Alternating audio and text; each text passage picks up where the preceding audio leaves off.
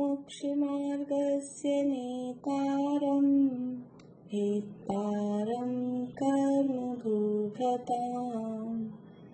ज्ञातारं विश्वतत्त्वानां वन्दे तद्गुणलाब्धये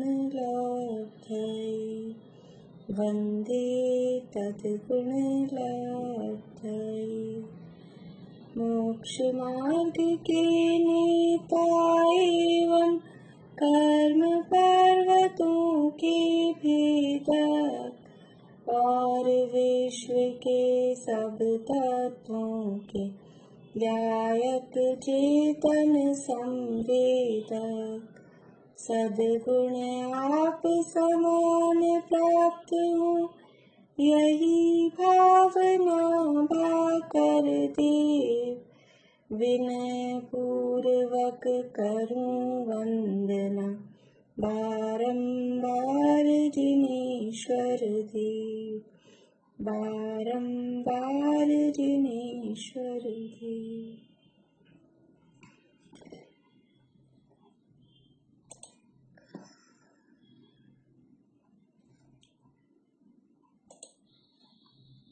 सूत्र सुनाने किसी को या ये कल वाले सूत्र बोलने, कल तीनों सूत्र थे ना जो कल के।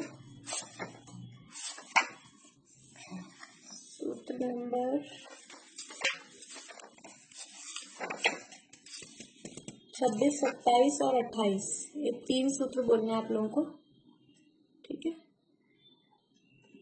मीना चाची आप शुरू करिए, इनके बाद में कांता आंटी।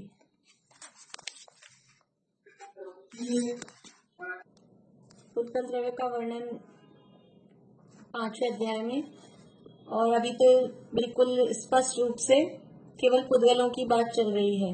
पुद्गलों के भेद देखे, पुद्गलों के 2 भेद बताए, अणु और स्कंद। फिर वो बनते कैसे हैं, अणु कैसे बनते हैं और स्कंद कैसे बनते हैं, बताएंगे कोई? अणु कैसे बनते हैं और स्कंद कैसे बनते हैं, अंकल बोलिए। अणु तो भेद से बनते हैं और जो दूसरा क्या था, स्कंद। स्कंद भेद से नहीं बनते हैं, वो संघात और भेद और संघात दोनों से। भेद से नहीं बनते हैं, भेद से भी बनते हैं, भेद संघात और संघात दोनों के मिलान से। हाँ ठीक है, बढ़िया। अणु है वो केवल भेद से बनते हैं, भेदार अणु। अणु केवल भेद से, यानी किसी स्कंद के टुकड़े टुकड़े हों, भेद होते जाएं तो उससे अणु बनते हैं। और जो स्कंद हैं वो भेद से भी बनते हैं, संघात से भी बनते हैं, और भेद संघात दोनों हो उससे भी स्कंद बनते हैं। संघात का अर्थ क्या है? संघात का क्या अर्थ है? कमला जी गर्ग बोलिए, संघात का क्या अर्थ है?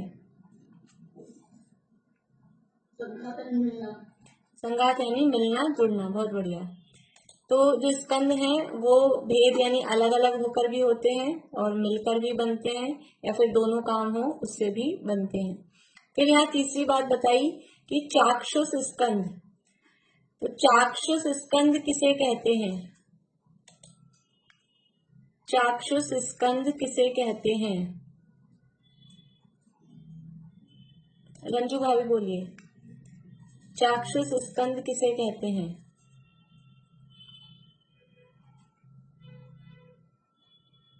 चक्षु से अपन आंखों से किसी चीज को देखते हैं और इंद्रियों का जो विषय करता है उसको चाक्षुष।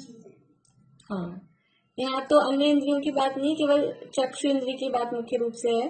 चक्षु इंद्रिय से देखने योग्य स्कंद वो चाक्षुष स्कंद कहलाते हैं। जिन स्कंदों को हम आंख से देख सकते हैं ऐसे स्कंद चाक्षुष स्कंद कहलाते हैं। तो ऐसे चाक्षुष स्कंद वो कैसे बनते हैं? स्कंदों के बनने के 3 तरह के उपाय बताए, भेद भी, संघात भी और भेद संघात दोनों।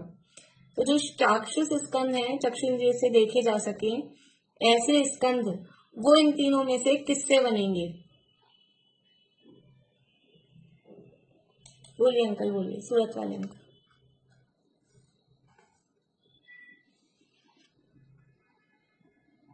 भेद और संघात दोनों से चाक्षु बढ़िया। बनते हैं।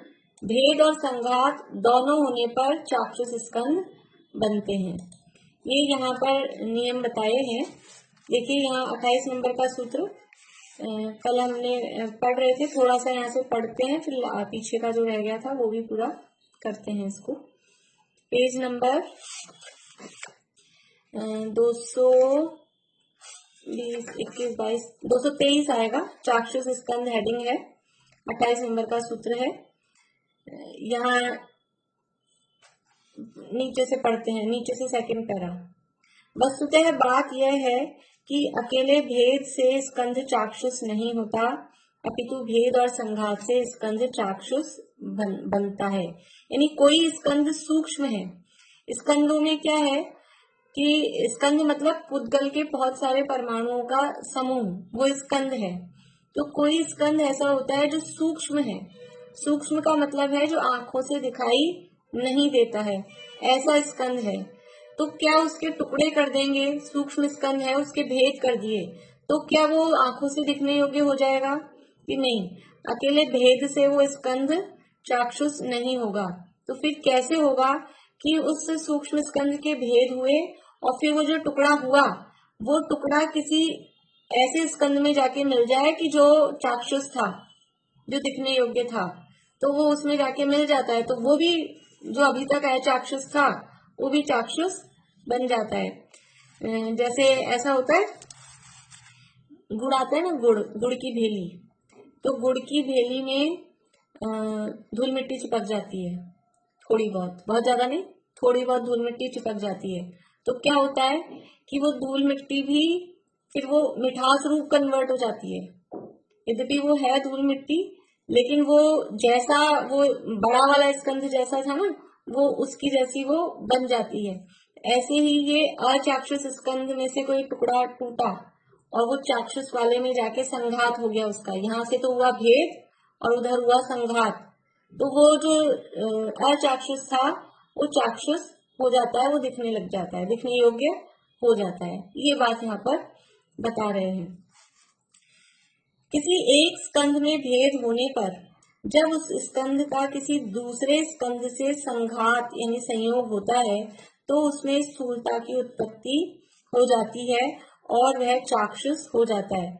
अभी वो सूक्ष्म स्कंद था और उसके टुकड़े हुए, तो वो दो जो टुकड़े हुए वो भी दोनों सूक्ष्म रहे। अब वो जाके संघात हुए किसी में, अब वो फिर से सूक्ष्म में ही जाके संघात हो जाए उसका, तो भी कोई जरूरी नहीं। ये तो क्या है कि इनमें परिणमन भी होता रहता है। वो परिणमन होते होते वो अपनी सूक्ष्मता छोड़कर स्थूल रूप से परिणमन भी करने लग जाते हैं। तो वो किसी स्थूल के साथ जाके मिलता है तो वो अपनी सूक्ष्मता छोड़कर स्थूल यानी आंख से दिखने योग्य हो जाता है। देखिए आगे उदाहरण बता रहे हैं। इस प्रकार यह सुनिश्चित है, पेज नंबर 224, इस प्रकार यह सुनिश्चित है कि एक सूक्ष्म स्कंद से भेद को प्राप्त कर जब वह सूक्ष्म स्कंद अन्य स्कंद से जुड़ता है तो वह स्थूल होकर चाक्षुष हो जाता है, चक्षु इंद्रिय से जानने में आने लगता है। उदाहरण बता रहे हैं। ऑक्सीजन और हाइड्रोजन ये दो वायु हैं, दो गैसेस हैं। ऑक्सीजन भी एक गैस है और हाइड्रोजन भी एक गैस है। दोनों नेत्र इंद्रिय से अगोचर स्कंद हैं। देखिए चाक्षुष स्कंद की बात चल रही है। हमने जो एक 6 भेद देखे थे, सूक्ष्म सूक्ष्म सूक्ष्म सूक्ष्म स्थूल स्थूल सूक्ष्म, फिर स्थूल और स्थूल स्थूल।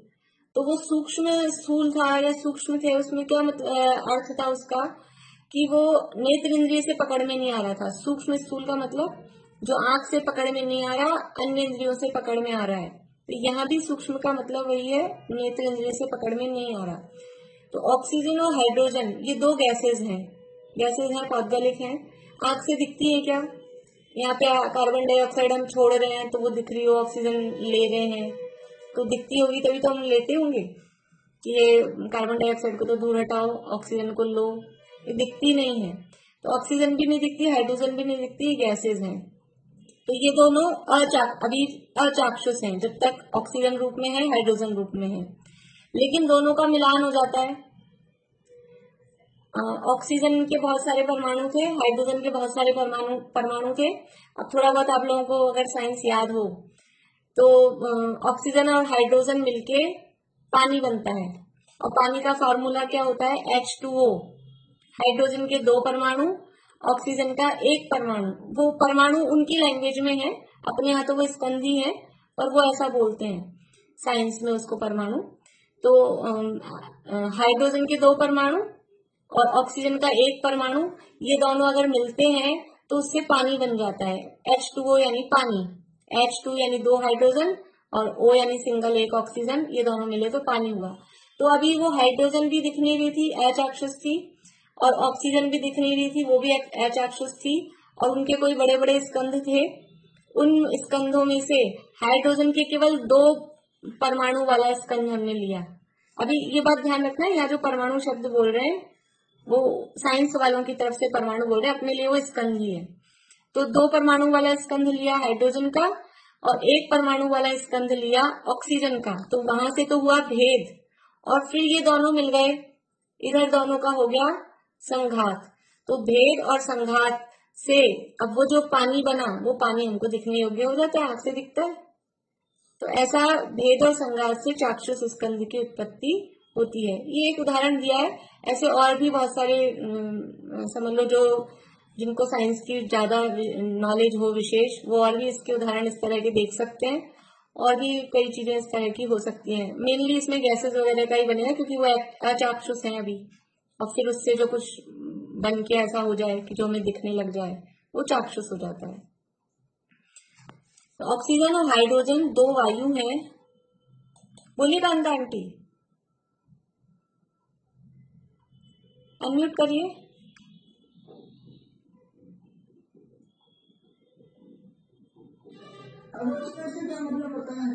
अगोचर मतलब दिखाई नहीं दे रहा, अगोचर जानने में नहीं आ रहा वो।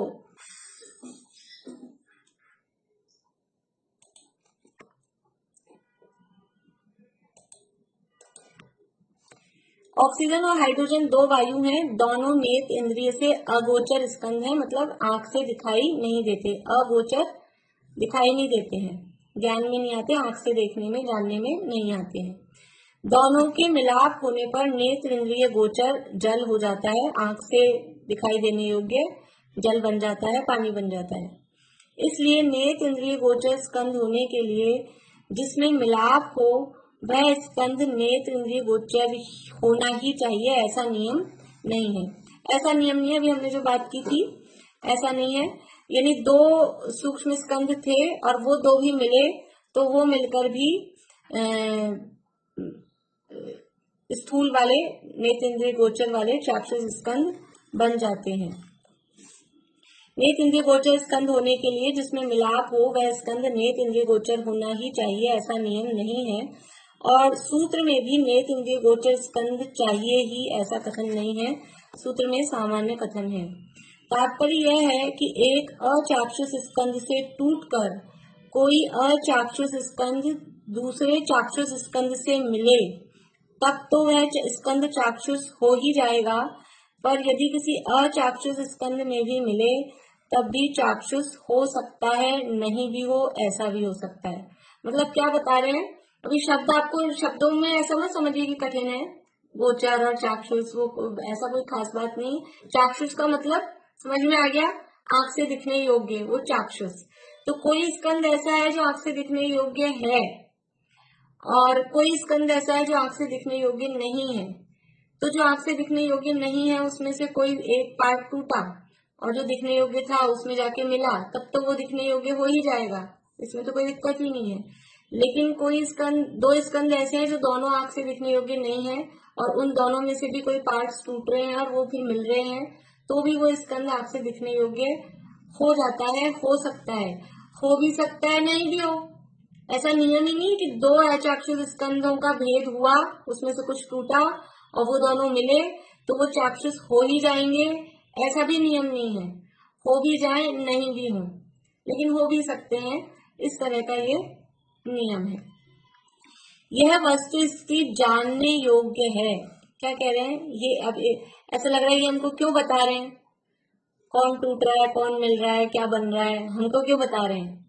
तो ये कह रहे हैं ये जानने योग्य है, ये गे है। पुद्गल जब 7 तत्वों में हे गे उपाधि हम विचार करते हैं, तो ये जो अजीव तत्व है, ये अजीव तत्व गे है, जानने योग्य है। और जानने योग्य का मतलब क्या है, जानने में आ जावे, देखिए यहाँ लिखा है, जानने में आ जावे तब तो बहुत बढ़िया है ही, नहीं भी आवे तो अधिक विकल्प करने की आवश्यकता नहीं है, क्योंकि इसके नहीं जान पाने से आपका मुक्ति मार्ग अवरुद्ध होने वाला नहीं है। जानने में आ जाता है, समझ में आ जाता है पुद्गलों का प्रोसेस, तो अच्छी बात है। और अगर नहीं भी समझ में आ रहा है तो ऐसे बहुत ज्यादा दुखी होने की जरूरत नहीं है। लेकिन इसको जानने से फायदा क्या है, अगर समझ में आ गया, जैसे कल हमने अणु की बात देखी, तो उससे अणु की बात सुन के पढ़ के हम आत्मा तक पहुंच गए कि जैसा अणु है वैसा ही तो मेरा भी स्वरूप है। ऐसा बात चल रही थी अणु की और ख्याल में आ गया आत्मा। जैसे एक शिवभूति मुनिराज हुए, बहुत लोगों को पता होगी, बहुत लोगों को नहीं भी पता होगी कहानी। एक शिवभूति नाम के मुनिराज हुए, उनकी बुद्धि इतनी कम थी, उनको कुछ याद नहीं रहता था और मुनि बन गए थे, और कुछ भी याद नहीं रहता था। उनके जो गुरु थे वो परेशान हो गए थे उनको पढ़ा पढ़ा के कि कुछ भी याद नहीं रहता। एक्चुअल में ही उनकी बुद्धि मंद थी।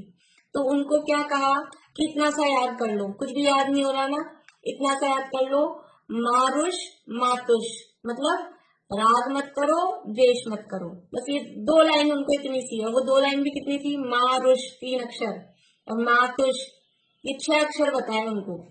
6 अक्षर याद करने को बताए और उनको वो भी याद नहीं हुए, वो भी भूल गए। और तो समझ ही नहीं आया उनको कि क्या गुरुजी ने कहा था। और कहीं जा रहे थे रास्ते में, वो तो भूल गए कि गुरुजी ने क्या कहा था। फिर क्या हुआ कि एक कहीं नदी किनारे कोई महिला उड़द की दाल धो रही थी। पुराने जमाने में तो क्या कि ऐसे धुली धुलाई छिलके उतरे हुए मिलते नहीं थे, खुद को ही वो छिलके दाल धो के उतारने पड़ते थे। किए होंगे आप लोगों ने भी, पकौड़ी बनाने के लिए छिलकों की दाल के वो छिलके निकालने पड़ते थे। तो वो दाल धो रही थी, तो पूछा माता जी क्या कर रही हो। तो उड़द की दाल को बोलते हैं माश, माश, मास नहीं, षटकोण वाला माश, उड़द की दाल को संस्कृत में बोलते हैं। तो उसने कहा कि माश से छिलका तुष अलग कर रही हूँ, माश और तुष को अलग कर रही हूँ। तुष यानी छिलका, माश यानी वो उड़द की दाल, तो माश और तुष को अलग कर रही हूँ। तो उनको इतना सा सुन के और ये ख्याल में आ गया कि अरे ऐसा ही तो कुछ गुरुजी ने कहा था। उन्होंने क्या कहा था, मारुष मातुष, और इसने कहा माश और तुष, तो गुरुजी ने भी तो ऐसा ही कुछ कहा था। अब ऐसा सुनकर उनको ये भाव ख्याल में आ गया कि जैसे ये छिलका और दाल अलग अलग है, वैसे ही आत्मा और शरीर भी तो अलग अलग है। ये आत्मा तो जैसे दाल के समान और शरीर छिलके के समान, और दोनों अलग अलग है। ऐसा सुनकर उनको भेद विज्ञान हुआ और भाव भाषण हुआ और आत्मा में जम गए, रम गए, केवल ज्ञान की प्राप्ति हो गई, मोक्ष चले गए। जब भी हम नमो सिद्धांतम बोलते हैं तो उनको नमस्कार करते हैं। इतना कम ज्ञान था तो भी असली बात समझ में आ गई। तो यहाँ कह रहे हैं कि पुद्गलों का जो भी प्रकरण चल रहा है, आपको पुद्गल वाली बात समझ में आ रही है तो ठीक है, नहीं आ रही है तो भी कोई बात नहीं, लेकिन उससे अगर अपनी आत्मा की बात समझ में आ जाती है तो हमको और करना क्या था, ये तो करना था, आत्मा का स्वरूप जानना था। तो इनको जानना निरर्थक भी नहीं है और नहीं जाने तो भी कोई बहुत बड़ा नुकसान हो गया, वो भी ऐसी कोई बात नहीं है। लेकिन यदि हमारे पास में बुद्धि है, समय है, तो इनको जानकर हम अपनी आत्मा की महिमा और समझ लो पुद्गलों का भी किस तरह का परिणमन होता है। हर द्रव्य अपने आप में वो अपने परिणमन में स्वतंत्र है। हम समझे कि हम ही आई एम एवरीथिंग, मैं ही हूँ बस दुनिया में और कोई है ही नहीं, कि हर पुद्गल का परमाणु परमाणु भी वो अपने आप में बोलते हैं जड़ेश्वर है, वो अपने परिणमन करने में पूर्ण स्वतंत्र है और अपने हिसाब से अपना परिणमन करता है। सूक्ष्म रूप, स्थूल रूप, जैसा जो परिणमन होना होता है उसमें अपने आप से होता है। तो ऐसे वस्तु की व्यवस्था, वस्तु की स्वतंत्रता, केवल ज्ञानी भगवान के ज्ञान की महिमा, ये बातें किसने जानी। ये सूक्ष्म था, फिर इसका भेद हुआ, फिर ये इसमें संघात हुआ और फिर ये चाक्षुष हो गया, ये सब कहाँ से पता लगता है। ये सारी बातें केवल ज्ञान में जानने में आती है। तो केवल ज्ञान की महिमा, केवल ज्ञानी भगवान की महिमा, और ऐसा केवल ज्ञान स्वभाव मेरा है तो अपने ज्ञान स्वभाव की महिमा भी इससे आती है। इसलिए पढ़ना यूजलेस है, निरर्थक है, फालतू है, वो तो है ही नहीं। लेकिन जिसको बिल्कुल समझ में नहीं आता, वैसी बुद्धि हो शिवभूति मुनिराज जैसी कि 6 अक्षर भी जिनको याद नहीं रहे तो मत पढ़ो, ठीक है। लेकिन इतनी तो है उनमें, सब में इतना तो याद रहता है, सबने सूत्र याद कर रखे तो काफी अच्छी बुद्धि है अपनी, इसलिए अपने लिए तो पढ़ने में कोई दिक्कत नहीं है। अब आगे बढ़ रहे हैं। देखिए इसमें नीचे एक ये ब्लॉक में एक वो दिया है, इसको पढ़ते हैं अपन। अपने विषय से इतना वो नहीं है, लेकिन फिर भी अच्छी बात है। 224 नंबर पेज पे लास्ट का एक पैराग्राफ दिया है। प्रत्येक द्रव्य अपनी पर्याय का कर्ता स्वयं है, परिणमन उसका धर्म है। अपने परिणमन में उसे परद्रव्य की रंच मात्र भी अपेक्षा नहीं है। क्या कह रहे हैं? प्रत्येक द्रव्य अपनी पर्याय का कर्ता स्वयं है। पर्याय मतलब उसकी अवस्था, जिस द्रव्य की जो अवस्था हो रही है वो कौन करता है? कौन करता है? किसी कोई द्रव्य है, सोना है, सोने की कभी चूड़ी रूप अवस्था हो रही है, कभी उसकी चैन रूप अवस्था हो रही है, कभी कानों के कुंडल रूप अवस्था हो रही है। वो कौन करता है? उसकी अवस्था कौन करता है? कौन करेगा ये अवस्थाएं उसकी? बोलिए रजनी जी। सोना चैन बना, अंगूठी बना, चूड़ी बना, कौन बना रहा है उसको? निमित्त तो कोई भी हो सकते हैं, पर बनता खुद से ही है, जब अपने आप हो सकते हैं। हाँ, बहुत बढ़िया। और हाँ, तो ये जो यहाँ कह रहे प्रत्येक द्रव्य अपनी पर्याय का कर्ता स्वयं है। हम कहते हैं सुनार ने बनाया, लेकिन वो अवस्था तो सोने की है। उस अवस्था का, उस चूड़ी रूप की, अंगूठी रूप की, चैन रूप, वो जो परिणमन हो रहा है उसका कर्ता मतलब असली कर्ता मतलब उपादान, तो वो सोना स्वयं ही है, क्योंकि परिणमन उसका धर्म है, बदलाव होना। अभी आगे जो सूत्र आ रहे हैं ना, बिल्कुल ये उससे रिलेटेड ही बात है। अब जो नेक्स्ट सूत्र आने वाले हैं, परिणमन होना उसका धर्म है। धर्म मतलब स्वभाव है। धर्म का अर्थ स्वभाव कहाँ होता है? धर्म का अर्थ स्वभाव कैसे होता है? कोई बता सकता है?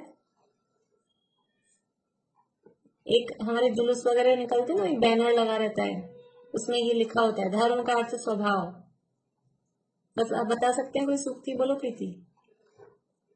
वस्तु स्वभाव धर्म। हाँ, वस्तु स्वभावो धर्मो, वस्तु का स्वभाव धर्म है। तो जिसका जो स्वभाव है वही तो धर्म है। तो ये परिणमन करना उसका धर्म है, यानी परिणमन करना उसका स्वभाव है। धर्म मतलब स्वभाव। अग्नि का धर्म क्या है? अपने को तो लगता है धर्म मतलब पूजा पाठ व्रत उपवास, यही धर्म है। ये धर्म नहीं है। धर्म का मतलब होता है स्वभाव। जो वस्तु है उस वस्तु का जो स्वभाव है वही उसका धर्म है।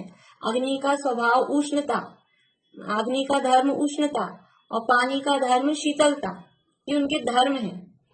तो परिणमन करना यानी चेंजेस होना, बदलाव होना, ये भी वस्तु का धर्म है, वस्तु का स्वभाव है। कोई भी वस्तु हमेशा एक सी नहीं रह सकती, उसमें चेंजेस होंगे ही होंगे, ये उसकी नेचर है, स्वभाव है।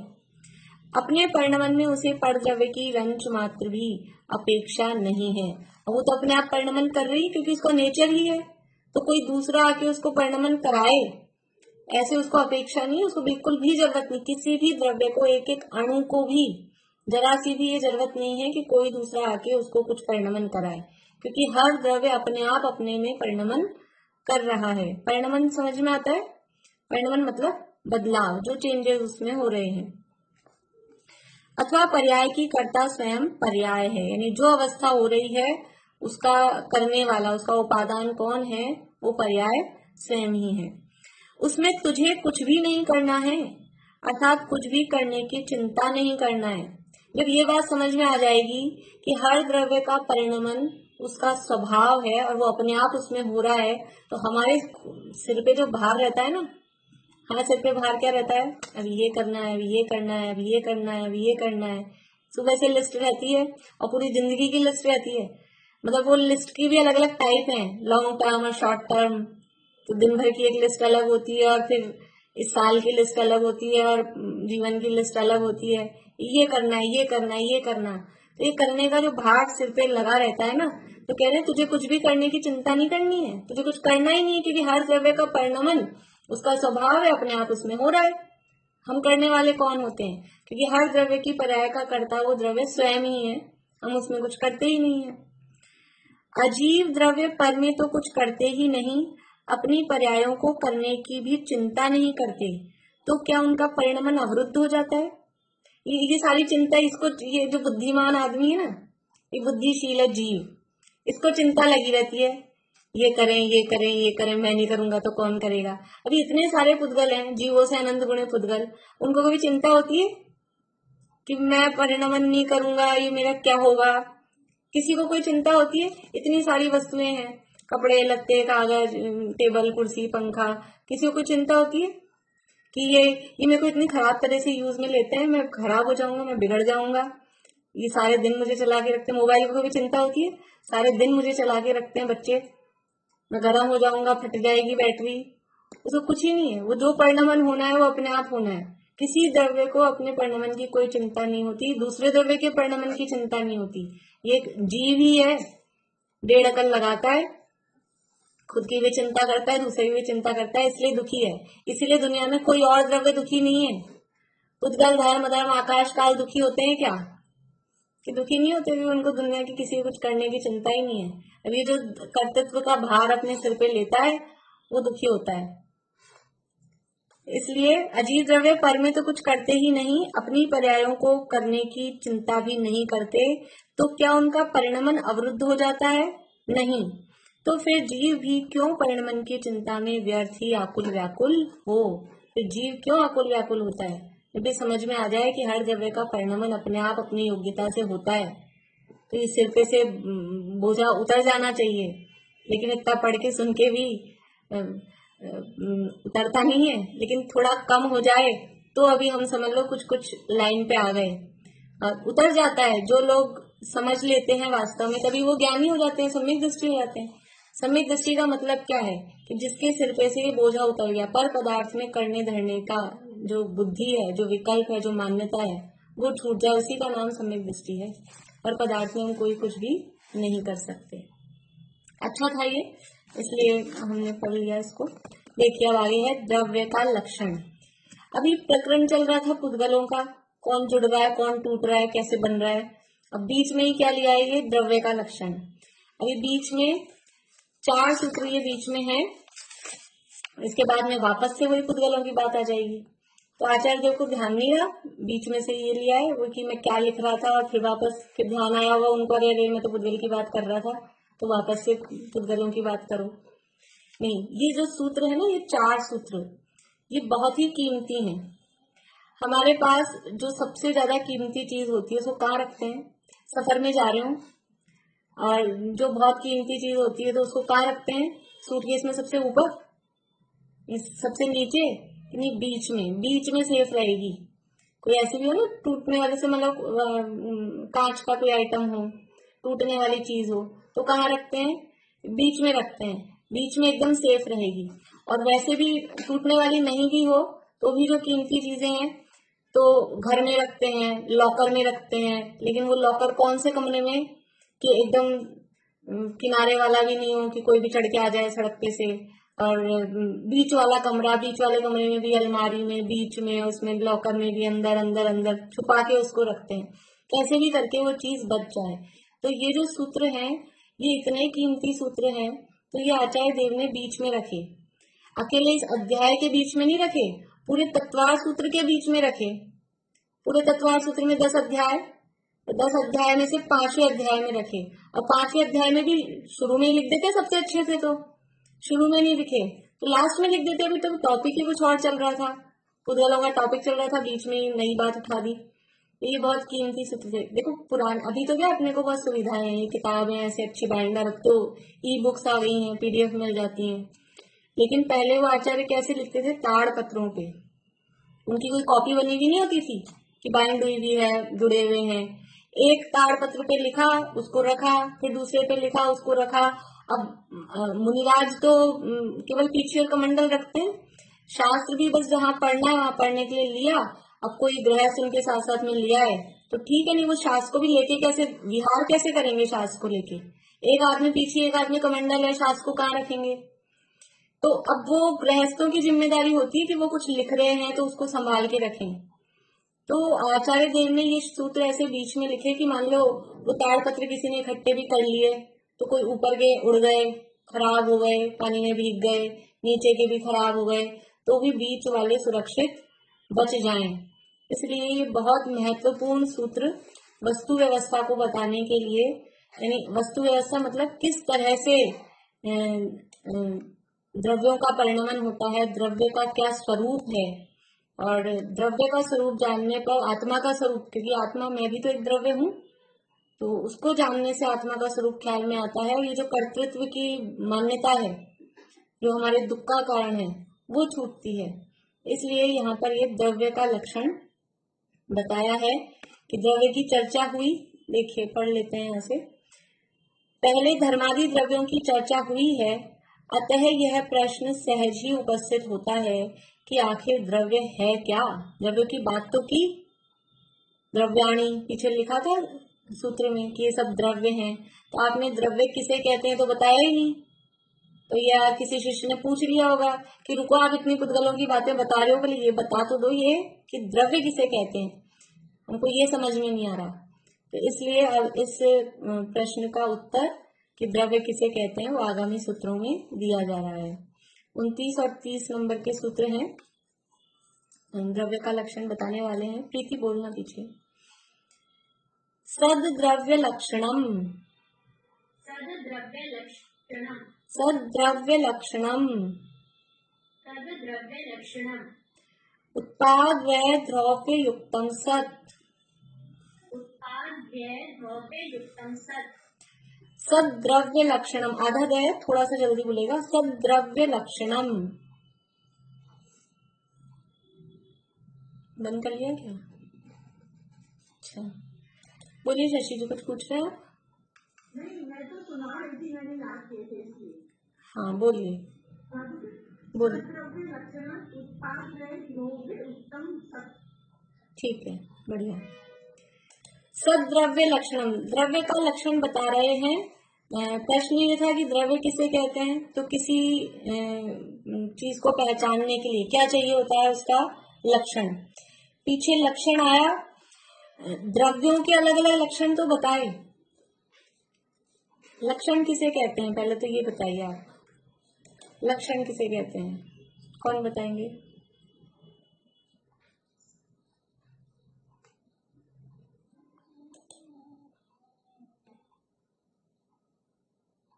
बोलिए रजनी जी।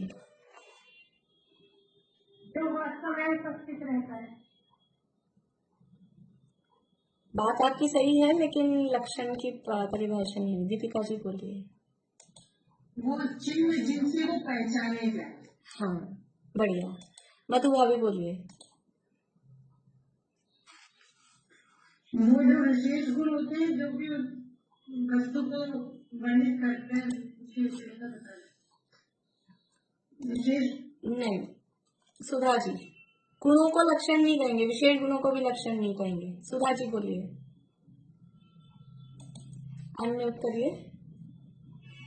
जो उसकी विशेषता बताता है। नहीं, विशेषता नहीं। देखिए जो इन्होंने बताया था ना दीपिका जी ने, जवाब वो सही था, मैं तो वैसे आप लोगों की बात सुन रही हूँ। बोलिए। जिससे पहचान हो।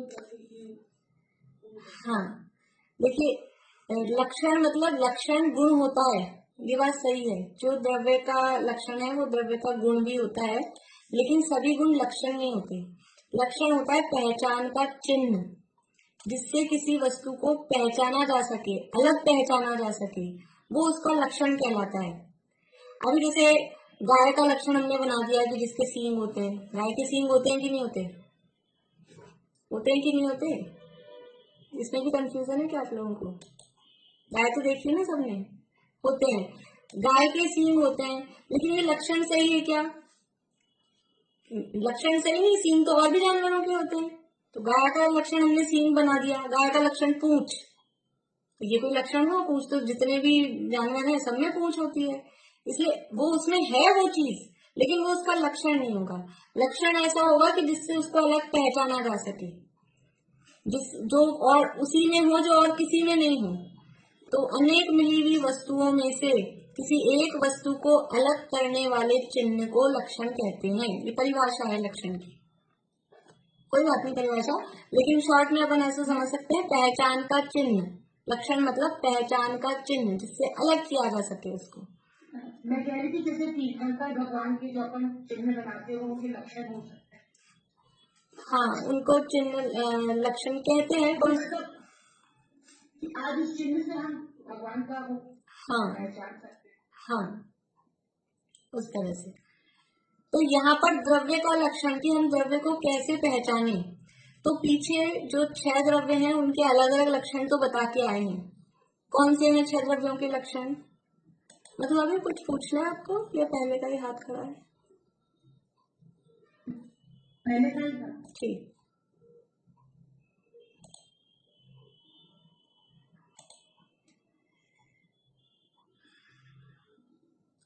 बोलिए रश्मि जी।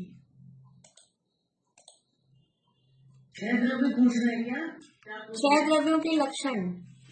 6 द्रव्य लक्षण तो वही तो अस्तित्व, वस्तुत्व, द्रव्यत्व, नहीं ये वही क्या? नहीं, अनिता आंटी बोलिए। द्रव्य में जीव का लक्षण जानना, देखना, उपयोग सही है। बहुत बढ़िया, उद्गत का लक्षण स्पर्श रस करना, बढ़िया। और धर्म का लक्षण है जैसे जीव और उद्गत को चलते हुए उसमें सहायक होना, चलने में मतलब होना। और ऐसा का लक्षण जीव और उद्गत को स्वयं ठहरने में सहायक होना। आकाश का द्रव्य सभी द्रव्यों को ठहरने में स्थान देना। और काल का लक्षण परिणमन। बढ़िया। ये 6 द्रव्यों के अलग अलग लक्षण तो बता के आए। जीव का लक्षण सूत्र था पीछे उपयोगो लक्षणम। जीव का लक्षण उपयोग, उपयोग यानी जानना देखना। फिर पुद्गल का लक्षण स्पर्श रस गंध वर्ण बनता है पुद्गला, या रूपी में पुद्गला भी आ जाएगा। तो ये पुद्गल का लक्षण है। धर्म द्रव्य का लक्षण है गति हेतुत्व। एक शब्द में हम बोलेंगे तो उसको कहेंगे गति हेतुत्व, गति में निमित्त बनता है। अधर्म द्रव्य का लक्षण है स्थिति हेतुत्व, वो स्थिति में रुकने में निमित्त बनता है। आकाश द्रव्य का लक्षण है अवगाहन हेतुत्व, वो अवगाहन में निमित्त बनता है। और काल द्रव्य का लक्षण क्या है? परिणमन, वो परिणमन में निमित्त बनता है। तो ये 6 द्रव्यों के अलग अलग लक्षण तो बताकर आए, लेकिन द्रव्य किसे कहते हैं? द्रव्य का कॉमन रूप से जो सब में पाया जाए वो द्रव्य का लक्षण क्या है? ज्योति जी कुछ पूछ रहे हैं? नहीं, आंसर दे रहे। तो आप हाथ तो नीचे कर, आंसर तो हो गए थे। मुझे लगा बहुत देर से।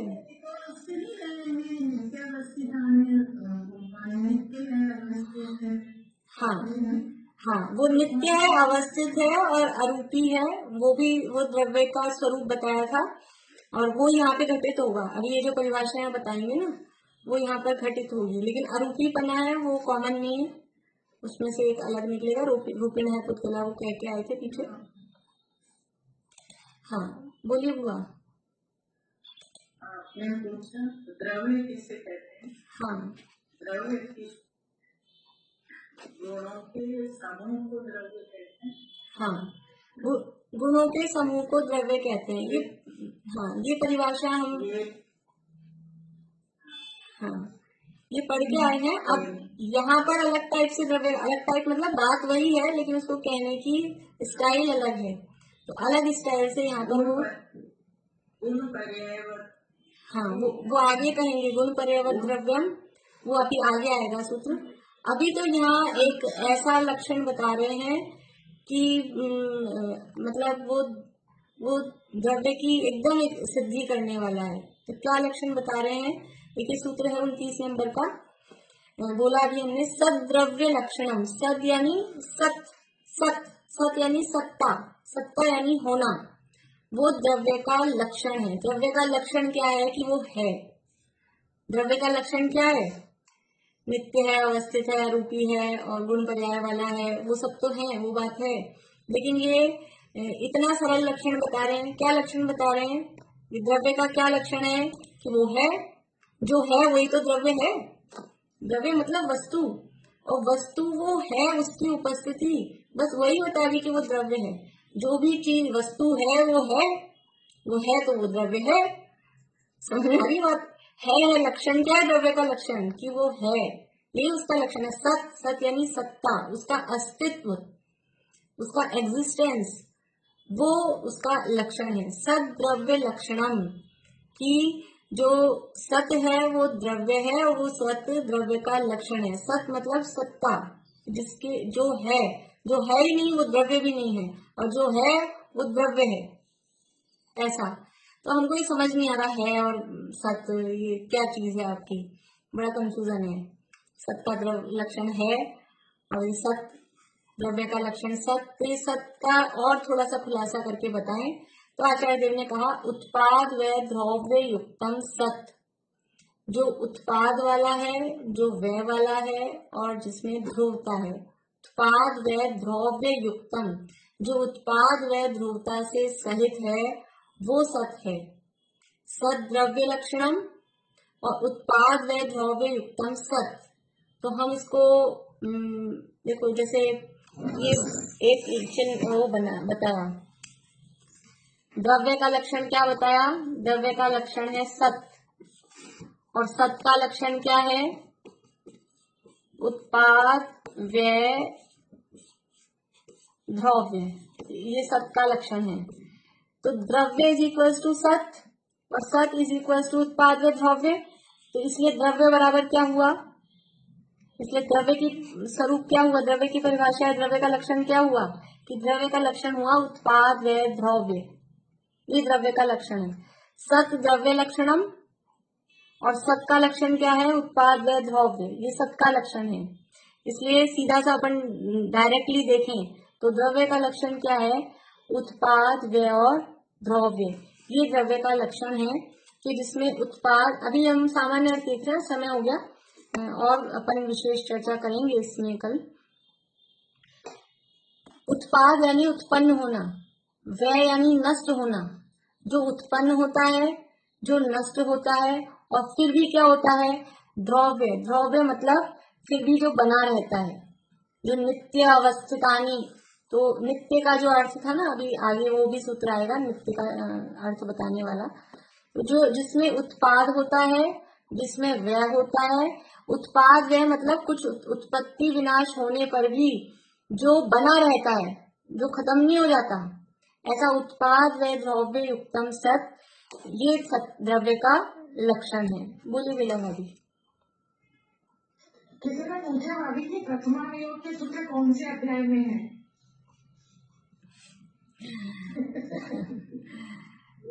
देखिए, प्रथमानुयोग के डायरेक्टली तो है नहीं, पर जो उदाहरण आते हैं ना, जैसे पहले अध्याय में लास्ट वाला सूत्र है, सेकंड लास्ट सूत्र जो है सत्सदोर विशेषात, वो उदाहरण आ गया, उसको प्रथमानुयोग कह सकते हैं। बाकी डायरेक्टली इसमें प्रथमानुयोग तो है नहीं ऐसा। तो यहाँ द्रव्य के लक्षण की बात चल रही है कि सत वो द्रव्य का लक्षण है, और सत का मतलब क्या है? उत्पाद व्यय द्रव्य। तो द्रव्य का लक्षण है उत्पाद व्यय द्रव्य। अभी इसके अर्थ अपन विशेष रूप से कल समझेंगे। उत्पाद किसे कहते हैं, व्यय किसे कहते हैं, तो समझ में आ जाएगा जल्दी से उत्पाद और व्यय। और द्रव्य का मतलब क्या है, वो ध्रुवता क्या चीज है, इसके विशेष अर्थ अपन कल देखेंगे। अभी समय हो गया, अभी यही पूरा करते हैं। आप लोग सूत्र याद करते रहें आगे आगे बराबर सभी लोग। अभी यही पूरा करते हैं जिन्वान स्तुति। किसी को अभी विषय से रिलेटेड तो प्रश्न नहीं है ना, और किसी को?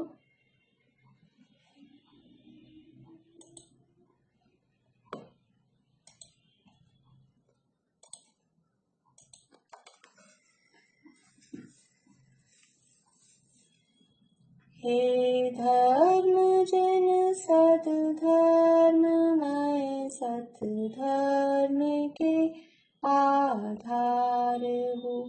भव भूमि का परित्याग कर जिन भव जलधि के पार हो। आराधना आराध कर आराधना के सार हो। धर्मात्मा परमात्मा तुम धर्म के अवतार हो।